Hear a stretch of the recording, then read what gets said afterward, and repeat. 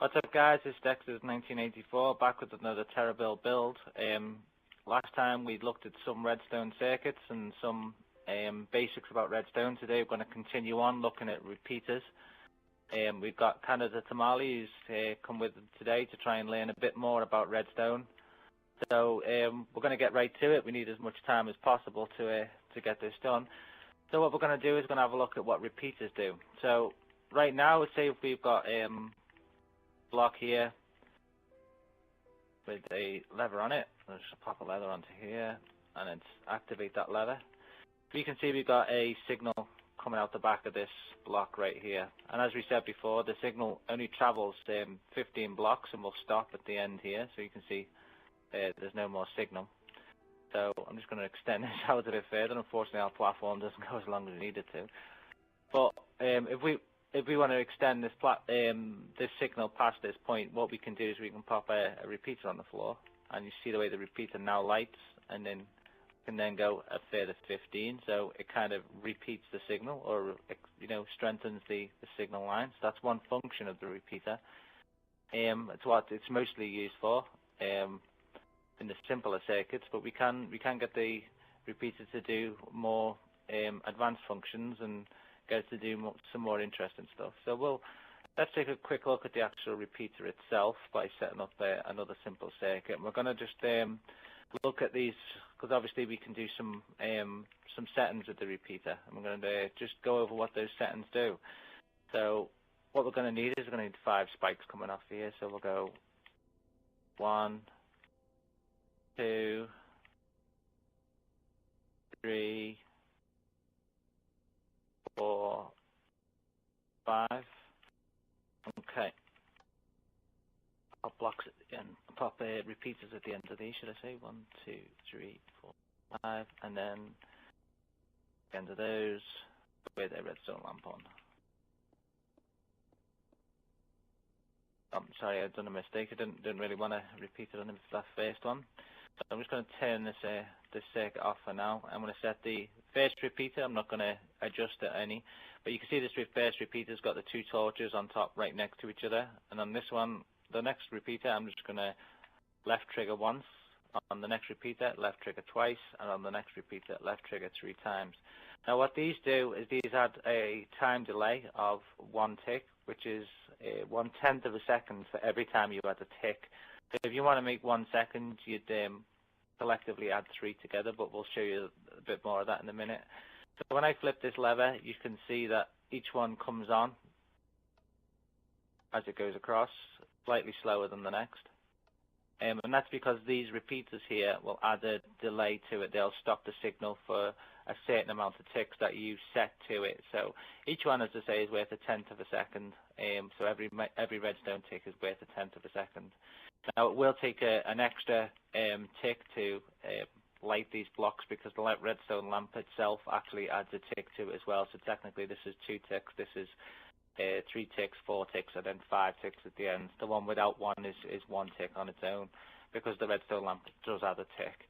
Just want to make that known. Now if you ever want to check how many ticks an item creates, what you can do is you can pop a line of redstone repeaters on the floor like this, and then when you come back to the beginning, pop a block. Now if I place a button on here and hit the button, you should be able to see that it lights and then goes out over a certain amount of time. Now if you quickly count how many before it breaks off, and that's how many ticks it runs for. So each activation system works at a different length. If I hit there on a pressure plate, it's a lot shorter. You see the pulse is a lot shorter on that. It goes off a lot quicker. Whereas if I put a button on the front, hit that button again, button's nearly the full length, and this is called an oscilloscope. It lets you know exactly how quick things run. Now possibly one of the quickest activation systems is a tripwire hook. We'll look at that later on. That's the easiest way to see how long a pulse lasts. So you can use the pulse shorteners and lengtheners, but we'll just have a quick look at some more stuff we can do with these redstone repeaters. So redstone repeaters are good for delaying, as we say, time or whatnot, or creating things with. One of the other things you can do with a repeater is to extend it to add time delay. You can also use it to make simple clocks. So I'll show you possibly one of the simplest clocks I know to how to create. So what we do then is we set up a similar setup to that. I'm just going to add a few ticks delay because the Xbox can't really handle quick. So we're just going to add three to every one of them, and then quickly torch there and let it go. There you go. So as you can see, it's just going to clock around to the time, and if we want to adjust the time this goes round for, this goes round for 3, 6, 9, 12 ticks for every time it clocks around. Now you can use smaller amounts of repeaters, so that's a 12-tick clock. You can make a smaller clock with 2 repeaters. Now whether we can get this one going, because you have to be really quick to do this one. No. As you can see, the Xbox can't really handle it when it's too quick. It causes something called a burnout or a lockout, which is where the redstone signal goes too fast and it stops it actually physically working. One of the ways to show you this actually physically happening is to just set up a small circuit like this, which is where we go. We pop a redstone torch underneath, and then what I'm going to do is to pop a redstone dust, and what you'll see is it'll flash for a while and then it'll go off. So do this. It's called a burnout, and you see the way now the torch goes off, because what's actually physically happening is the torch is powering the block above, which is powering this torch, which is powering this redstone dust, which tells the torch itself to turn off. So that keeps happening, and because it happens in less than a tick, because the way the game's hard programmed, is it will then burn out the torch. Now this will randomly reset itself and will go again, but ultimately it will burn out every time because of this block that's on the top here. So if we get rid of this, you can see the torch just lights up again, no problem. So we'll talk that up to something we shouldn't do. But this is a good way to pass signal up and downwards, in case we ever want to do that. But we'll look at that in a bit. So as you can see, these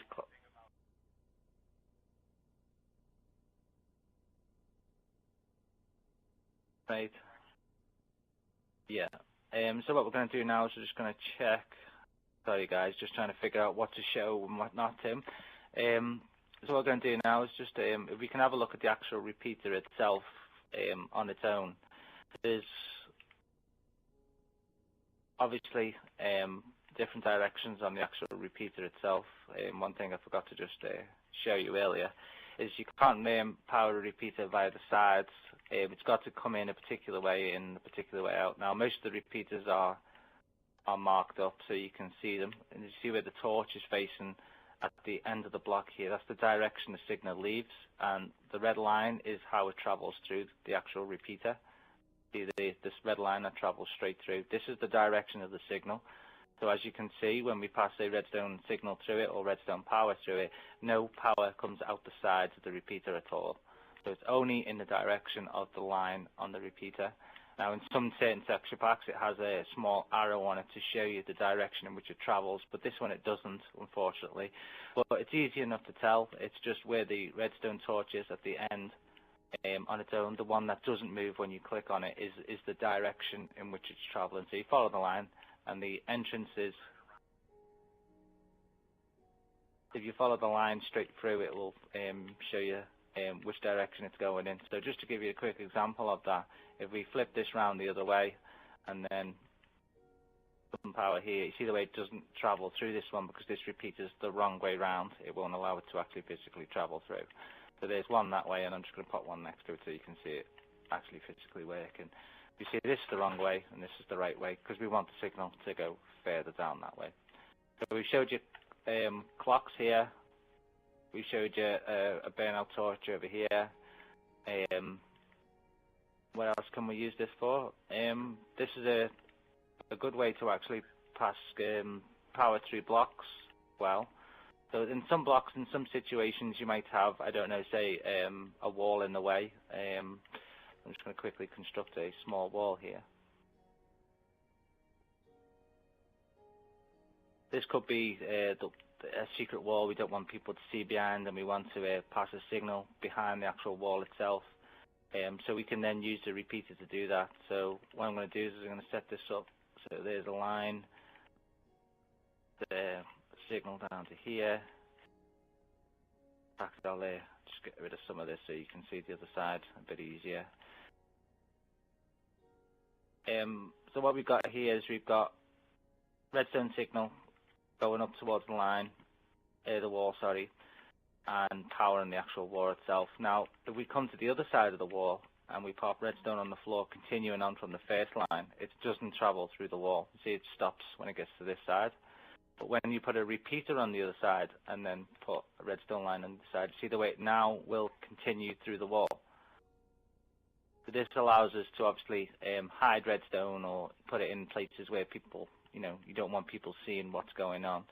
I'll pop a redstone lamp at the end there just to quickly show that off. Actually, how would you get the redstone to go through the wall without a repeater, though?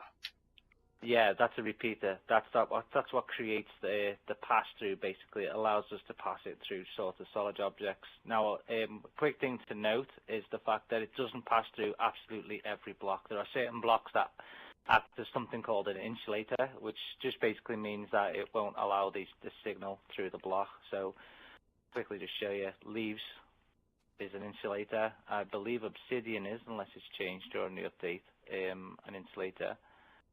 Just hang on a second, just get obsidian there. So obsidian does now allow signal through. I do apologize. And there's bedrock, allows signal through. I believe glass may be an insulator. I'm not too sure. Yeah, glass is an insulator. See, so it won't allow the signal to go through the block.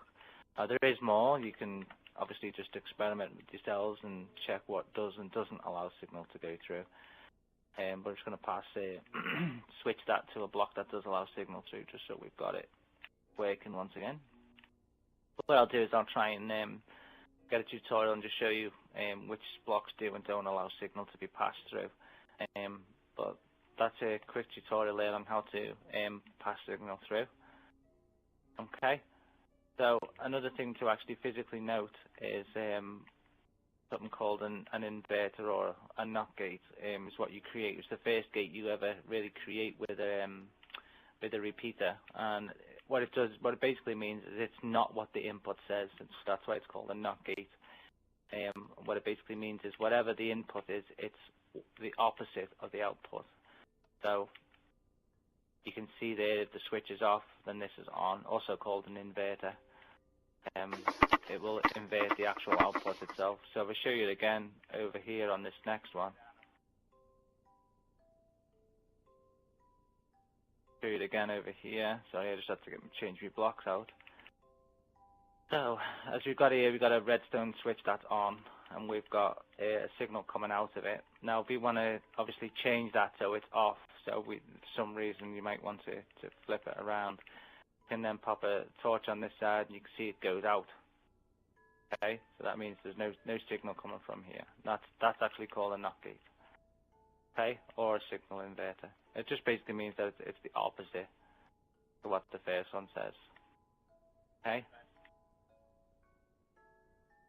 Yeah, the best use for this is obviously to keep the piston extended whenever you're using a piston. So I don't think I've got a piston out. One block I decided to swap out in my inventory, as always. Yep. So if you split that switch now, so it's obviously off, but the piston's extended. So that could be a doorway. It could be a secret chest you don't want people to see in. So you flip the switch and it'll extend the piston and hide the storage for you. That's a quick look at what you can do with redstone repeaters. There's obviously a lot more we can show you, but keeping it simple for now. Next time you come back, we'll show you how to move redstone signal up and down and deal with verts and horizontals about redstone and which ways you can send redstone and which ways you can't. But thanks for joining us. Thanks to Canada for being here and learning some stuff. Hopefully you're learning along at home as well. So yeah, join us next time, guys, and we'll see you all soon.